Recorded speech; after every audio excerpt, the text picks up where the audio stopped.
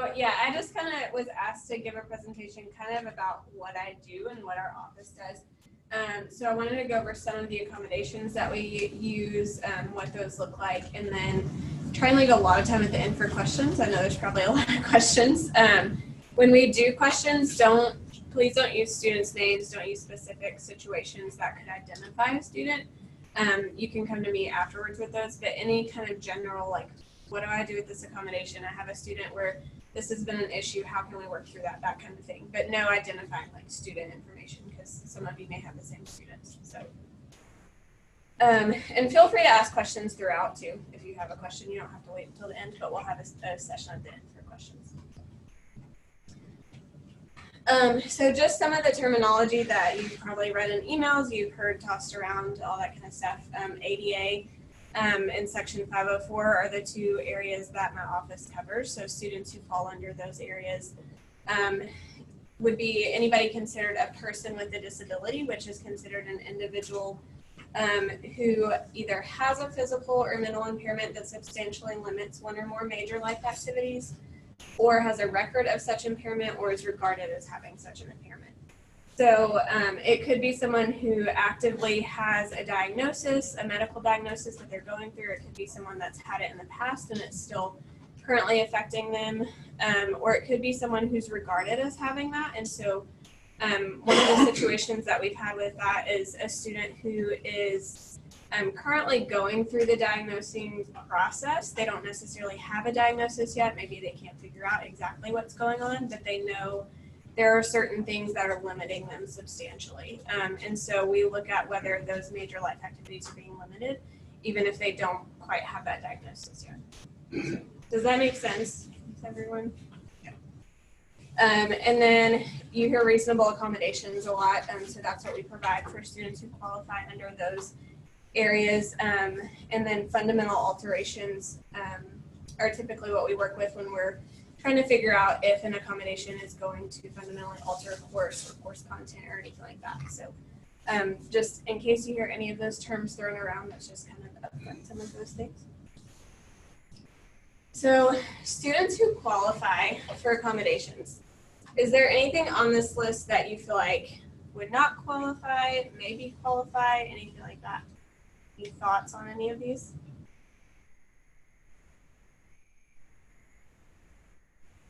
Is pregnancy really considered a disability? Good question. So pregnancy itself is not considered a disability. Pregnancy could lead to a disability. So we, for instance, there have been situations where pregnancy leads to like preeclampsia, so high blood pressure. If a student needs to have, say, like a temporary handicap parking pass, we could work through that, or any kind of accommodations in class. It could lead to that, but pregnancy itself is not covered as a disability.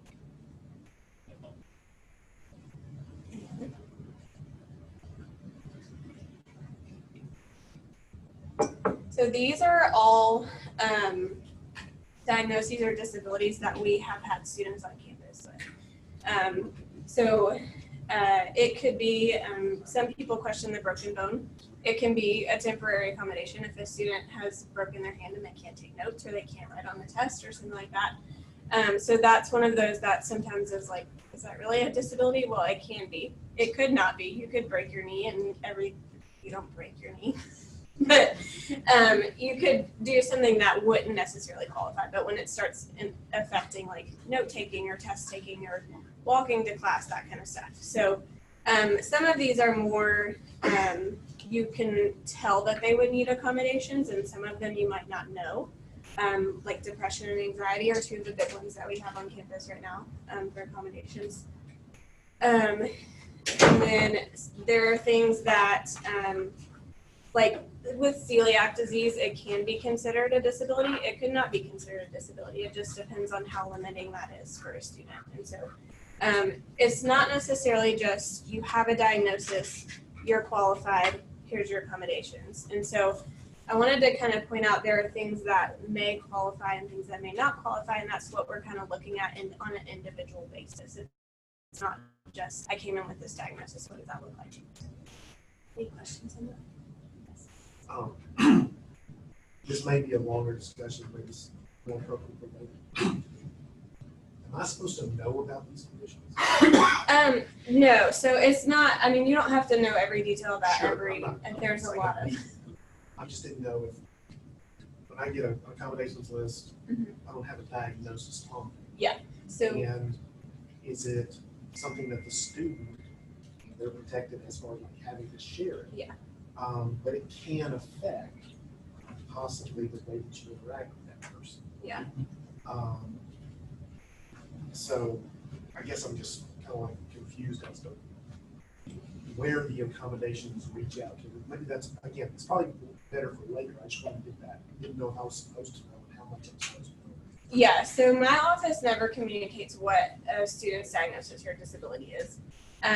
We encourage students to have conversations with their professors. Some of them are completely comfortable sharing every detail and every aspect. I've had Probably oversharing a little bit. Some of them are not comfortable sharing anything at all. And so it's kind of up to the student on what they're comfortable with sharing. And I tell the students, if you're not comfortable having that conversation, let me know.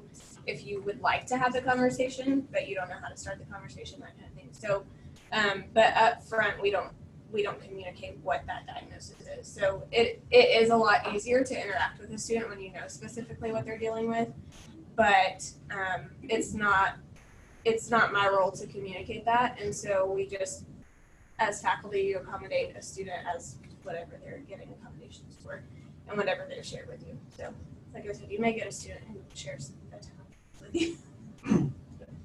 one reason why I ask you that some of these conditions, whatever they might be, are some of more, they can have more severe cases than others. Mhm.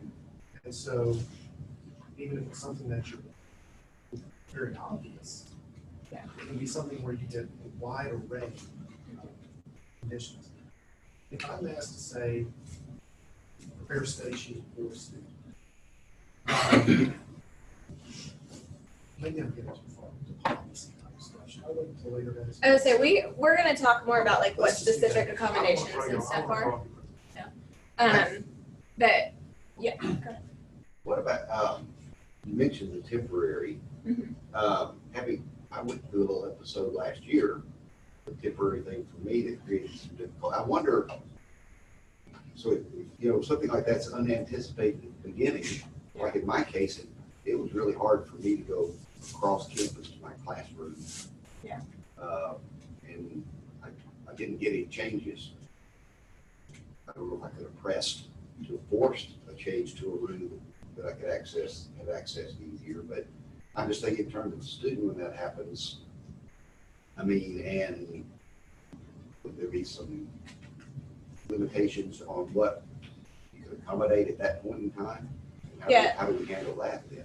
So it's a matter of, again, going back to individualized. So there's no like straight answer for any question that would cover everything. But as far as temporary accommodations, we look at like what's being limited. So is it your ability to get across campus? How do we fix that?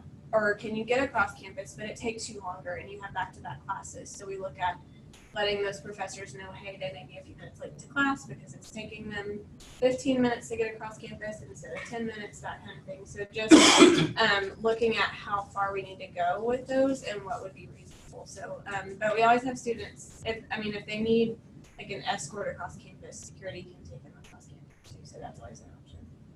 I've personally used that one. But so yeah, it would just be a matter of figuring out like how far their limitations go and what we need to do for that. But it's really, and you'll hear me repeat that a lot, it's a very individualized process. So there's no like, okay, well, you broke your foot, you can't get across campus, this is what we're going to put in place for you. So, does that make sense? Any other questions? So, a couple of questions, I guess.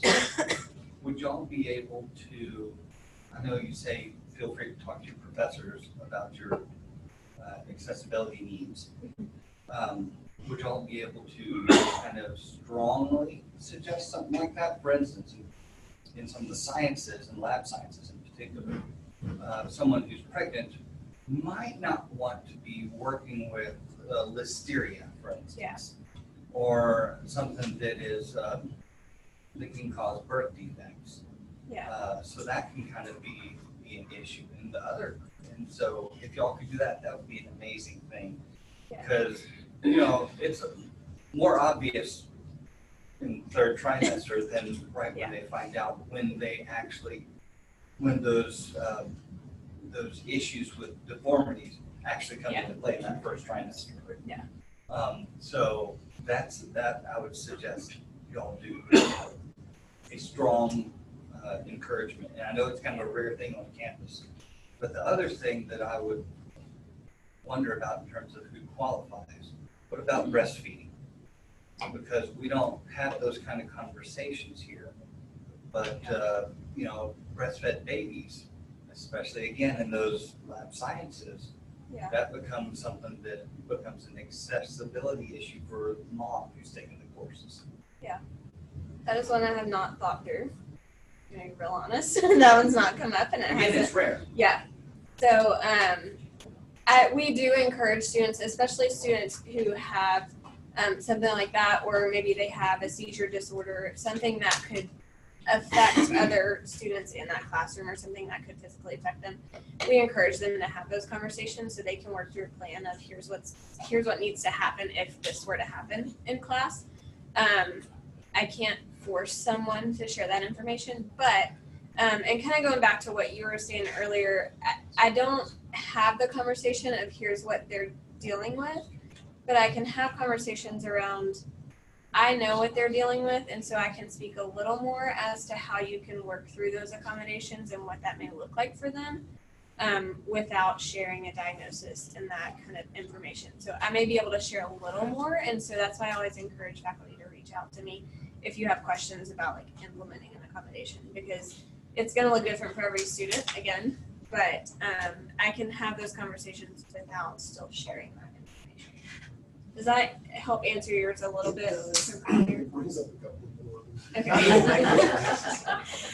I think this is a very difficult thing to navigate. I just want to make sure that I'm doing it. Yeah. So kind of just wanted to quickly cover our intake and decision process. I feel like sometimes people think students just come in and say, I have anxiety, and I say, okay, here you go, here's the accommodations you get. And so I wanted to kind of clarify what our process is and what we go through so that you understand that when you're getting an email about a student receiving accommodations, they are receiving those accommodations for a reason. We have had discussions, we have reviewed documentation, everything to kind of back up that information. And so we've really had conversations around it and not just said, okay, here's a student with ADHD, here's the accommodations you get. Here's a student with anxiety, here's the accommodations you get. So when a student starts the intake process, they're going to fill out this registration form. If there was me, I'll have to look up there and do it. So this is just going to ask for their basic information. And then it does ask for their disability or diagnosis and how it affects them academically or socially, physically. We use the same one for housing or anything like that too. So just kind of getting their take on things, how they feel it's affecting them. A lot of times students will ask me what they need to write here. And I'm like, it's up to you. I need to know how you feel it affects you. And then it asks for documentation of their disability. And so there's a place they can upload documentation or they can bring that to their meeting with them. But that is one of the important pieces. I try and get that before our meetings so that I can review it all and have everything ready for our intake meeting. But we can't always get that before. Sometimes, like I said, there are students who are still working through the process, that kind of thing. So, but we do ask for that documentation of their disability. It has to be signed by a licensed professional, include their diagnosis, how it specifically affects them. So, any questions about that form? No, I can't get out of this.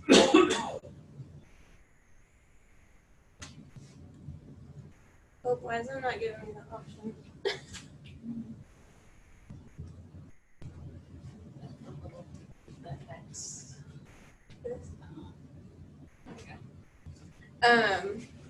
So then once we have that, we schedule the intake meeting. And so that's just a meeting where I sit down with the student, kind of talk through, we start out just talking about school in general, how are things going. I ask them kind of about the history of their diagnosis, how long have they been processing through this, what has it looked like for them in the past. A lot of our students come in from high school with an IEP or 504 plan. So they've had accommodations in the past, but we have students who knew things come up, or they didn't know they could get accommodations before. And so this is all a new process for them. So just talking through how they feel like school has been going for them, what they've been struggling with, things like that. If they've had accommodations in the past, we ask what those have been, how those have helped them specifically, and try and determine a plan moving forward. And I always talk about, especially with incoming freshmen, the difference between high school and college, because there's a big difference coming from your IEP to college, where we don't necessarily have that stuff. We just kind of discuss what reasonable accommodations look like. And so there's a big difference in what they get in high school sometimes and what they get here. So really explaining that whole process and just getting to know them as a student better and what we can do to help them. And then we go through that again, documentation requests and review. So sometimes that happens after the intake meeting. A lot of times it will happen after, because they want to know what documentation do you need, who do I need to get it from, that kind of thing. So sometimes doctors will write a letter explaining things. Sometimes we provide a form for specific things. It all just kind of depends on what their doctor wants and what their diagnosis is too. So, but we do require that documentation and ask for that to be reviewed before approving anything. And then they do an accommodation request form. And so this is where they're going to put all their course information. So this is how I know how to communicate with you all. They're going to tell me what classes they're in, when they're in those classes, and then they check off which accommodations they're requesting. So they do this every semester for us. So every semester they're renewing their accommodation request. They may add something, they may take something away, they may change it. And so I go through the process of reviewing what they were approved for in past semesters to see if they've been approved for everything that they've added. We look at if there's any changes, then I'll try and meet with the student and ask why they've made those changes. Did you mean to check this? More times than not, students, I didn't mean to check that, I'm sorry. So just kind of making sure that they're requesting everything that they've checked off and making sure they don't have any questions. So that, again, we go through every semester. So a student doesn't come in freshman year and we approve accommodations, and that's their plan for the rest of their whole time here. So they're requesting these every semester and renewing that. Any questions on that one? Is that something that gets tied back to their specific diagnosis? Like if they have this kind of diagnosis, these are the things that they're allowed to have in class, or is this kind of something that they get to kind of pick and choose? Like these are the things that would be helpful to me to be successful. So it's very individualized.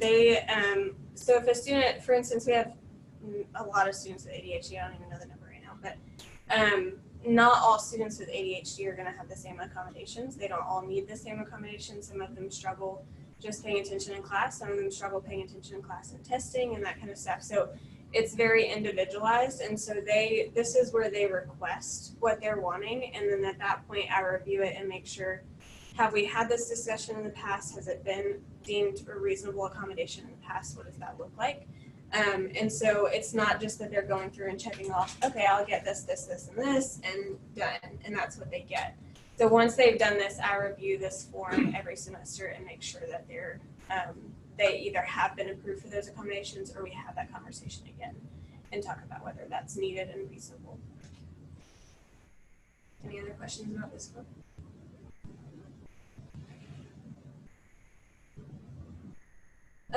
So after we've gone through all of those forms, we do the approval of accommodations for students, and then that's when we communicate with you all when you receive that big email of here's what the student's name is and here's what their accommodations are. So I always encourage you, when you receive that, please read the whole thing, make sure you understand everything. Please reach out with any questions you have. Some of you may have new accommodations you've never given before. Some of you may be changing your class format and want to know what that looks like. And so just if you have any questions at all, please reach out and ask, because I'd rather you ask than not know what you're doing and not be providing accommodations for a student. So any clarification questions or anything, please reach out to me. The appropriate time to ask about a clarification about an accommodation. To ask what? A question about an accommodation, clarify what you mean by this kind of accommodation. Yeah. Should we wait till later? You mean like now in the presentation or this way? We're going to cover accommodations in just a second. Right now, actually. When you have a student, do you communicate with every one of the faculty members? Or, for example, I've got a young lady I know has accommodations, and I've never received any. Every one of their faculty members that is listed on that form. So students may choose to use accommodations in some classes and not in others. But every faculty member that is listed on that form that they complete gets an email from me. That's not to say that some of you might not get an email later and say this went to someone else because either the instructor has changed or they've added a class or something like that. But everyone that they've listed on that form gets an email. So it may be that student decided they may not need them in your class. And she wouldn't. Yeah. The reason I'm asking is that she and her mother showed up in my office one day looking for you. Okay. Yeah. And you were with somebody or something, and she had neglected to set up testing. And so. Yeah. But So everyone that goes on that list gets the I'm email. wondering if she's done that stuff. I wonder if she's followed through. I'll talk to you about I was it. going to talk about that. Any other questions before we talk about specific accommodations? Okay. So what are some of the accommodations that you all have found, I guess, found easy to implement in your classes or easier to implement? The testing ones are the ones. That doesn't require real extra work. Yeah. What are some of the more difficult ones? The last two. Yes. And I don't know if that shows up on, it's not on here specifically, but I've received ones where it said copy of my notes, or access to my notes. Okay. And I've had some confusion about exactly to what extent I'm supposed to share, what that actually means. And I didn't know if that meant copy of the PowerPoint be sufficient or something. Let me ask, is that one that you've received like in the past couple semesters or is that previous? That's probably going to be previous, because I haven't really received much in the way. Okay. So I was gonna say, that's not one that I've sent out. Okay. We've usually kind of talked through some other options for that. Not saying it couldn't be sent out ever again. Right. But that's just not one that I've had come through since I've been here. Yeah.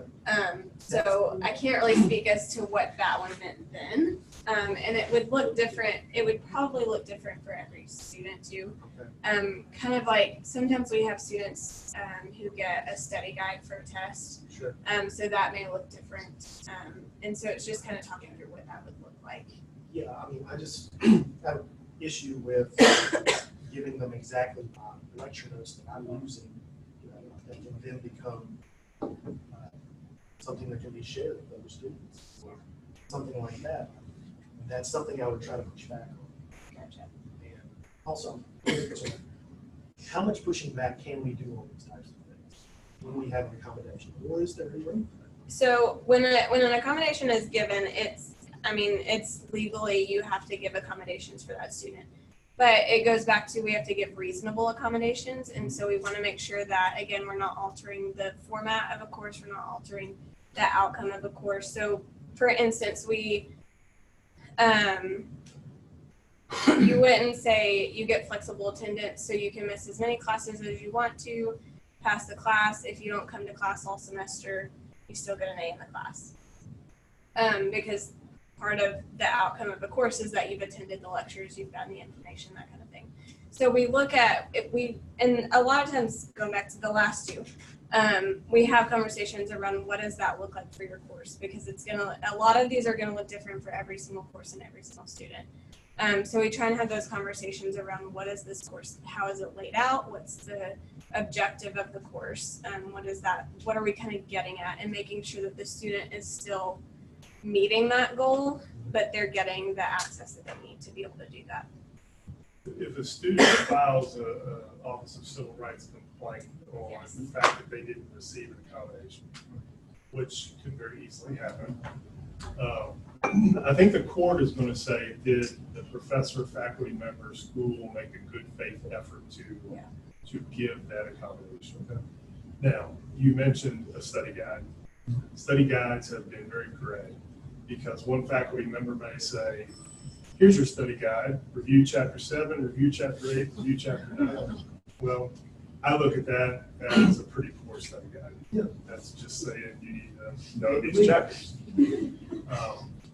However, maybe some guiding questions within those chapters that could satisfy a study guide. Okay. What about how far in advance? The time of access to that, because again, this has been a very rare situation. I can see it happening more in the future.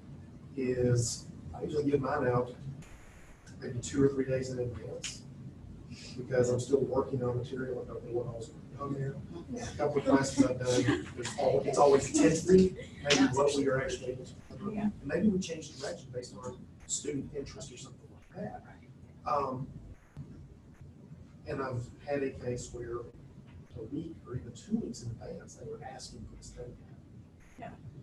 And that's a significant amount of time. Yeah.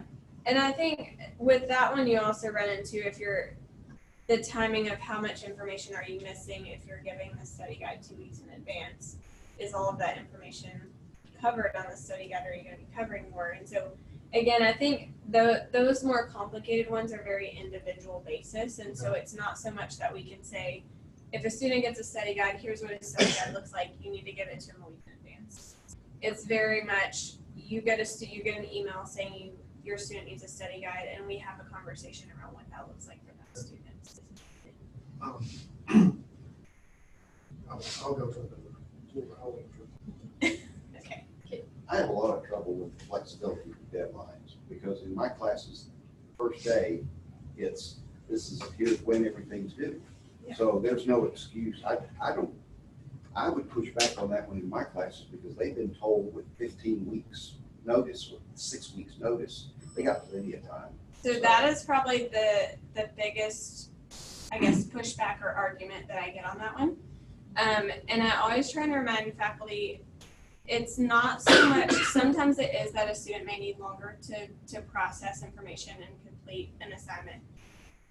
It can also be a student with a chronic illness who has a flare-up in the last week before the assignment is due, or they have, it's kind of one of your favorite examples to use. Like if a student were in a car wreck and they're in the hospital for a week and they weren't able to turn in their assignment, you would extend that deadline for them to turn it in when they get out of the hospital. So if we're looking at a chronic illness with a flare-up, it's kind of the same thing. If they have that flare-up, they may not be able to get out of bed. They may be in the hospital.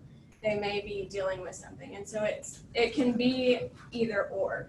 I'm And it can thinking be more of both. the organizational issue, the ones that come in with the, Yeah. the ADHD organizational type stuff, and they try to play that game. Yeah. And I've had that before, and I'm not going to get into that one, because they have plenty of time to get the work done. Yeah. Way in advance notice. And those are the ones that we sometimes work with academic coaching on too, to kind of work through some of those skills and figure out what that looks like. But I try to remind faculty it's not always that they need more time to do the assignment necessarily. It may be that they are working on the assignment well in advance and something comes up the week of or the week That's before, different something though. like that. So, and again, going back to, you don't always know what the student's dealing with, and so I understand that it's harder for you all to understand what that means, whereas for me, I know what the student's dealing with, so I can understand why they're getting that. But that's the accommodation that the student's been given, so that's it. If coaching is kind of the solution to a little bit of this concern, it probably would be something I might share at some point, is making a recommendation saying, hey, you said we have a problem with these deadlines. Maybe you should go and do some coaching. Is that something that we can do? So, I mean, you could recommend that they reach out to me. Okay. I do coaching only with like my students who are registered with me, who we've had the conversation about coaching. That's not to say we can, I don't know that we can ever do it, but if we start opening it up to any student on campus who's struggling with keeping up with assignments, then we've got. But if they have the accommodations. If they have accommodations, I mean, you can always have a conversation of, I've noticed it seems like you're struggling with this. Is there something that we can help with? Have you talked to in a speech about it and kind of going through that process with I them, but. think what we could do on those situations where we're not sure if they have a disability or not in accommodation, you would if they got an email. Refer them to Leslie. Leslie can refer them to Rob's peer-to-peer tutors, and we can I do was some gonna say, can mentoring I and tutor coaching to them. I mean, one of the things that I've started doing in classes where I know I have people who have trouble meeting deadlines is that I build in, all of my big assignments for the semester. If it's an independent assignment that they get the first day of class and they know the due date, then like right now I have a class, they have a huge paper due, but in 2 weeks they have the first part of the paper is due, a draft is due. I have to see that they're working on it. And then a couple weeks later, the next section is due. So it's not punitive, I'm not grading it. I can offer feedback if they want it, but I'm saying like, I wanna put my eyes on your work that you've already worked on. That then keeps them from waiting until a week before this huge paper is due to start working on it. So I think that we as faculty can do things to support, and it helps the students that don't have accommodations, but that are just procrastinators. So And it's a- universal design for life. And it's a good skill to have for the workforce too, is if you know you have a grant due, you don't wait till the week before, you start writing a little at a time, so that's something that I've started doing. Hopefully that- Leslie, is there perception that when we talk about flexibility with deadlines, that the assumption is this student now is going to get 2 extra days or 3 extra days for every assignment in the whole semester? I mean, is that sort of a perception that's put out there? So I think it is, and so when we put the accommodation into place, it does cover the whole semester. It covers any assignment that they could potentially need it for. What it doesn't do is say you get a flexible deadline, you can use it on anything you want, just turn it in when you get done with it. Even if you were to work out that you have a 2-day extension on your assignments, it doesn't mean you automatically get that 2-day extension and you just turn it in 2 days late. I encourage students, they need to communicate with the faculty when they need that accommodation. So ideally, it's only for situations that come up, like for a student with a chronic illness who they have a flare-up, then they email and say, either they say I've had a chronic flare-up because they've shared everything with you, or they say, I'm having a tough time at this time, I'm requesting to use my extended deadline. And so it's not that you're approving for them to use that extended deadline, they're just communicating with you that they need it at that time.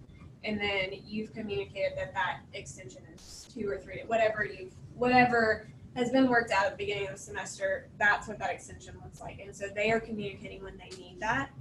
And then that extension is put in for that assignment. It doesn't necessarily roll over to the next assignment. It doesn't push back the deadline to the next assignments.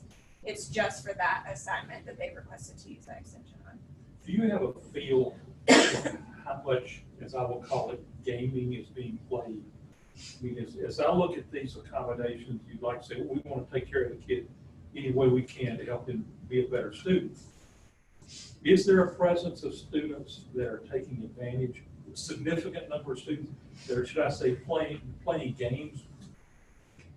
I honestly, I don't know that I could speak to that. I mean, there's always going to be some I that are understand taking that, but advantage. is it noticeable? I guess would be what I'd ask. I don't think so. I think I don't think if it's that's happening, I think they're, I mean, just most of the information we get out from the doctor, Right. whether it's a psychoeducational, full-blown battery of tests, when you read through that psychoeducational, you pretty quickly see some significant issues that might come up in college. Unless they've convinced the doctor, then the doctor just writes a letter that says they need this, that, and the other, and 10 weeks extra time to complete an assignment. That's when you start thinking, well, and they ask for every single combination on the form. Yeah. That's when we start digging a little bit and say, hold on here, let's revisit this. So you are, I mean, another way to describe it, you're the gatekeeper that's trying to address these. Yes. And I really try to have those conversations with students, like with the new freshmen that have come in this year. I've had those conversations. If they've requested flexible deadlines or flexible attendance, we have those conversations around why would you use this, when would it be used, how could we address this differently. So for instance, several students have requested the flexible deadlines, and we've talked about, well, it's really just because I have trouble keeping up with things and I might get behind. And so we talk about, well, let's put in academic coaching and see how that works for you.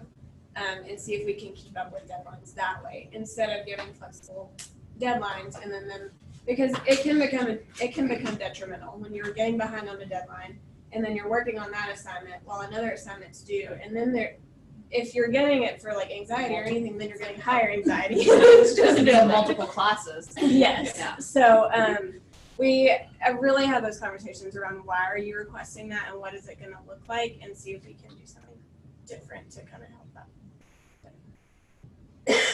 So, Yes. going back to, like the flexibility with deadlines and stuff like that. There is some vagaries in how we implement those deadlines and so forth. So I've had a faculty member come up to me and say that she has had a habitual student come back to her and say, no, I've got this flexibility with deadlines, and uses that as permission to turn in everything during finals week, or to ask you to turn in everything during finals week on the assignment list that could 20 different assignments, homeworks, all that, everything. Yeah. And how do we establish at the front end healthy boundaries for those students and allow them to feel like we're giving them flexibility? Yeah. Does that make sense? And that's kind of what I'm trying to work through now with all the new ones who are coming through. Obviously, it's a little more difficult for students who have been here and they've been used to things and they just kind of, that's how things run. But for the students who are incoming, like I said, I'm really trying to have those conversations, and we talk through, this is what communication with your professors needs to look like. This is what this is going to look like. And I'm trying to have conversations with all faculty members who have students with these specific accommodations, to talk through what does that look like for your course, so I can communicate that with the student, and then everybody's on the same page for the semester. So they understand, for this class, a flexible deadline may look like you get 2 extra days. For the next class, it may look like you get a week, whatever that looks like. And so having those conversations with both student and faculty member to make sure that everybody's on the same page and understands what that looks like. So that's what we're trying to do from here moving forward. And I guess the other question I have for you is, thank you for dealing with that. I think that's an important thing. How do we train our students to enter a workforce that's much less forgiving without accessibility? That's probably one of the biggest questions I get, or pushback around. They're not going to get accommodations in the real world, so why do we give them now? But they actually do get Yeah, accommodations. but in they, the workforce. and that's my response is the ADA does not just apply to education. It doesn't apply to high school and college. It applies to the workforce. It applies to employment. It applies to all public accommodations, anything. And so they can get accommodations in the workforce. So I always try and share that with faculty. They may not understand that that is a thing that they can get. Now it's probably going to look a lot different between education and employment, but they can get accommodations in the workforce as well. And so our goal here is to provide that access to education. And so we're allowing them to get that education that we are providing for them. And then once they leave here, they can, if they want to request accommodations in employment. And that's part of the reason why I'm asking you, because the accommodations that we provide here are peculiar to an educational environment. Yeah. If I'm training a bunch of pre-med featured people that they're needing to go into the medical field, and they've got some accommodations, how do I enable them? How do I empower them for success when they go beyond here? Is kind of what, and that might be an interesting conversation to have, an interesting training to have, to enable us professors to be able to go that extra mile like we want to. Yeah. I think that's a complicated one to work through, because I think as faculty, you want to make sure all of your students are prepared for that workforce, and you want them to be able to go in there and do great. But there are some things where students are going to have when they're not students anymore, they're going to request accommodations. And so there are things like flexible attendance or something. If you have a chronic illness or something, you can work through that with your employer and stuff like that as well. Mary could probably speak to this a little bit with health science and then hitting the technical. Is this being recorded? She's over here like nodding her head a lot. Yeah, I mean, honestly, I think because we have practical clinical experiences in the hospital, and we have students with accommodations, and I think a lot of times, if we just explain to students why it's so important that we keep these deadlines, why we keep, the patient's lives are at risk if you're not on time. You're relieving someone that's been on a 12-hour shift. You can't afford to be late every single time you take over a shift with them. And a lot of times, I won't say every case, but a lot of times if you just take the time to front end and explain to them why this is so important that we keep this deadline, or we are not really flexible with this because your patient is waiting on you to come in and assess them. And so if we do that, it helps most of the time. But I think the biggest thing is individual considerations are the biggest thing that we've learned, that we just have to take it individually and talk with each student individually per each course. It's not, you have 3 students in this class that have flexible attendance, so here's what we're gonna do for all of them. It's, here's what we're gonna do for this student, here's what we're gonna do for this student, here's what we're gonna do for this student. I have a question with food and drink in class, and I've talked to you a little bit about this in the past, but when testing centers closed, I've had an issue in the past with a student. I had known that there are accommodations with food and drink in class, but I didn't know if that also applied to testing. And so they come into what I've created as a mock testing center for them as I'm testing students in another location, and they've had like a Starbucks cup with them. How much of that am I like allowed to inspect to say like, I want to make sure that there's not something that you're cheating with in your Starbucks cup before I walk downstairs and leave you feeding and testing that back up and check on you? Yeah. So, I mean, that is kind of different for everyone too. Like as far as when you go into your classroom to take a test, are you allowed to take your water bottle when you go to class? So it would really just depend on like what your class looks like. If you allow that stuff in the room when you're testing, then you could allow it when they're doing that. And it sounds awful, but our board exam doesn't allow it without accommodations. And so when we do that, it's sort of modeling is what we're trying to really prepare the students for. And so it sounds like we're awful. We don't allow drinks during tests and things like that. But when you're taking your board exam after they graduate, they don't allow that. But they do with accommodations. And then so we do as well with accommodations. And so it's just one of those tricky things. And I think that may be one thing that maybe we need to start working through with students who get that accommodation is this something that's needed during testing, or is it just something in class, and looking at what that looks like. And it's individualized, it's gonna look different. They may need it for, if you're just taking a 30-minute quiz, then they may not need it. If you're looking at a 2-hour, 3-hour test, then it may be something that, say, a student with diabetes is gonna need access to food and drink during that test. So is it okay for me though to inspect what they bring in? You would probably do that for any student. I was gonna say, if you would do that for any student, yes. If you I wouldn't think I was do just that always for like, any student. a little hesitant about like, is that okay that I take your drink from you and look it I was over? gonna say, you know? if as long as you're not doing something that you wouldn't do for any other student. If any other student walked into your classroom and said, I need this, then you would probably inspect it before you take it. So Leslie, do you have any students that have written into an accommodation plan, like because they may be diabetic, they need to have some kind of food on them or kind of something? Yeah, I mean, it's given as like food and drink in class as an accommodation. Specifically for students with like who's a diabetic or any kind of other medical situation where they need to have food. And they usually tell me like, I have this food in my purse at all times. I know I need this. I have this drink in my purse, like all that kind of stuff. So that is written into accommodations if it's needed. Sometimes they're just like, well, I don't know if I'm gonna get to lunch. Can I have permission to have food and drink? And I'm like, you can probably have food and drink in most of your classes anyways, but for those students who I know are gonna need it and they may run into a situation where they can't have it, that's when we're gonna put it in the accommodation plan. Just one quick question. We get the plan, at least we get the list of accommodations. How much, I guess, how proactive does a student have to be planning these accommodations in my classroom? Is there, if I get a list, I may only have the student take 1 or 2 or 3. Yeah. So at the end of the semester, they don't like their grade because maybe they thought they could handle maybe the testing environment in the class, but they really should have taken the testing environment that's reduced distraction or something like that.